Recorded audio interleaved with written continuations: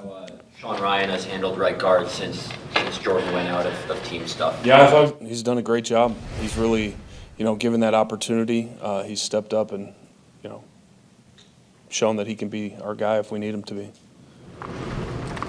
Is he going to be the guy? We'll see. Jordan's coming along in practice and stuff, so we're just kind of taking that situation day to day and seeing what happens there. Did you watch Willis? Did you watch any tape on him before the trade? Yeah, and I was impressed with him. It's good. Good athleticism. I like his ability to make plays. He can create and make plays. So, yeah, it's an exciting guy to work with. How do you feel Emmanuel Wilson has progressed with the pass blocking, pass catching elements? He's come along. He's still got a ways to go, but he's come along a long ways, and he's doing a good job. With Willis, what's the process been like, just trying to teach him the offense and how?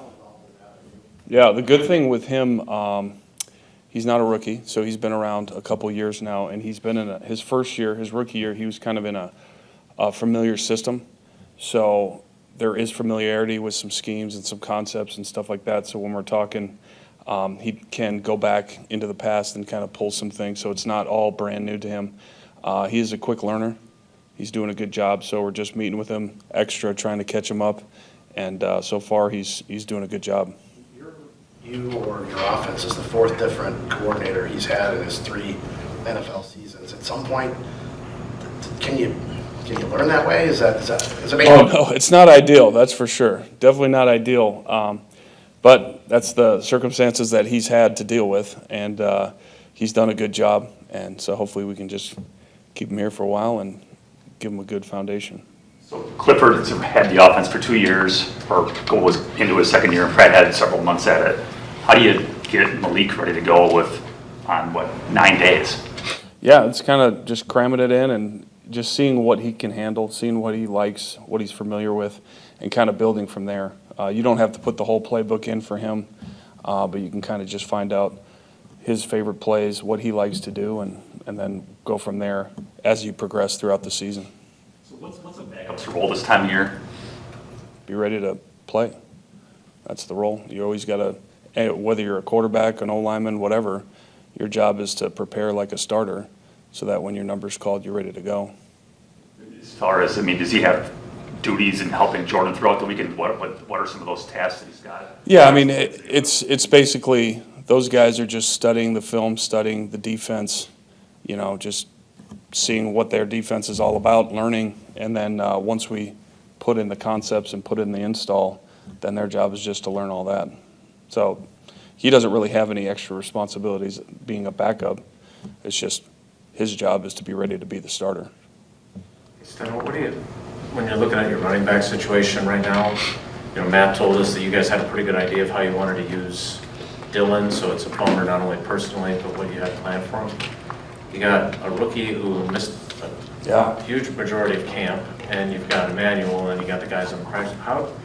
How do you not overuse Josh, even though he's a high-volume guy, when you're in kind of the predicament you're in? Yeah, that's the one thing about Josh, like you just said, that's nice, is he's been in those roles where you can really lean on him in the run game and everything else. He's used to that.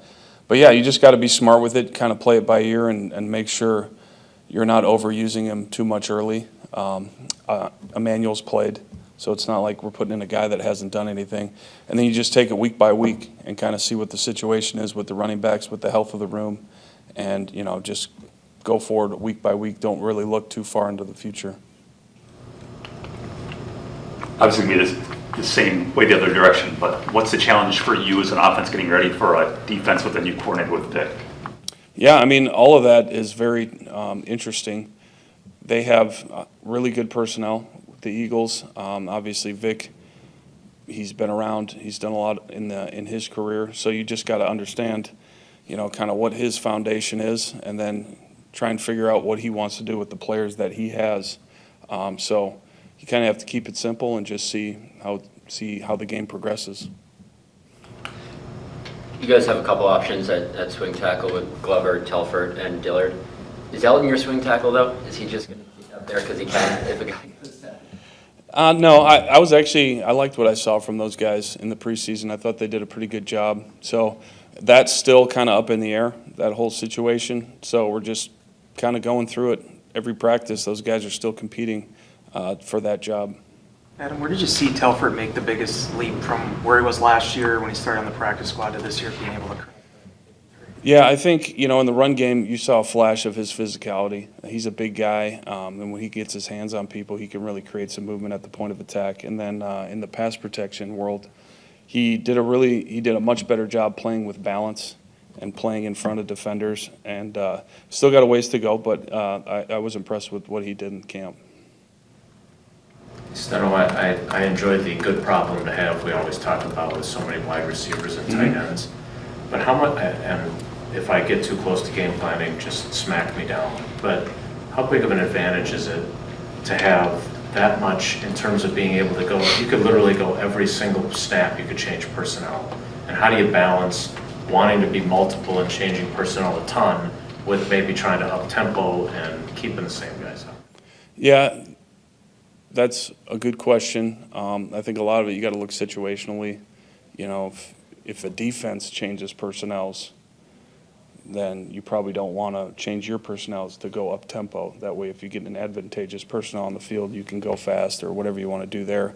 Offensively, it's just what do you think your advantage is over the defense? So it all depends on if you think 11's better than 12 or vice versa, or it really doesn't matter. And then just keeping your players involved in the game, trying to create plays for certain guys, in whatever situation you want to. I'm not asking you to boast, but I remember Rodgers and the coaches talking in 11. Hey, we got so many guys, they're not going to have, their fourth corner is not going to be able to handle our fourth receiver or whatever. Do you guys feel like you're in a position where you might have that same possibility? Yeah, no, we definitely have guys that, if you can create some really good matchups with, that's for sure, with Jaden Reed or Luke Musgrave or whoever it is, Wicks, like all those guys, you can really get them on, other parts of a defense and really get some advantageous looks for sure.